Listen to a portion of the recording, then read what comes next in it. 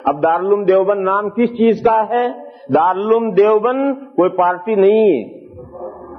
سنو یہ بات اہم بات، دارالعلوم دیوبند کوئی پارٹی نہیں ہے، دارالعلوم دیوبند کسی اینٹ پتھر کا نام نہیں ہے، دارالعلوم دیوبند کا کوئی کانسٹیٹیوشن نہیں ہے، دارالعلوم دیوبندی یہ کوئی فرقہ نہیں ہے، دیوبند اور دیوبندی اور دارالعلوم دیوبند نام ہے قرآن و حدیث کے صحیح مفاہیم کے حفاظت کا۔ دنیا میں ایک ایسے کونے میں رہنے والا کہ جس نے کبھی دیوبند کا نام بھی نہیں سنا، لیکن اگر قرآن و حدیث اور سنت کے صحیح طریقے پر ہے وہ دیوبندی ہے۔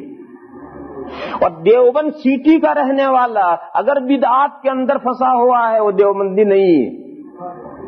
چاہے وہ دیوبند میں رہتا ہے، لیکن اگر وہ قرآن و حدیث اور سنت نبوی پر نہیں ہے وہ دیوبندی نہیں ہے۔ اور دنیا کے ایسے خطے پر کہ کبھی اس نے خواب میں بھی دیوبند کا نام نہیں سنا، لیکن قرآن و حدیث اور صحیح سنت کے طریقے پر ہے وہ دیوبندی ہے۔ تو دیوبند نام ہے مسلک حق کا،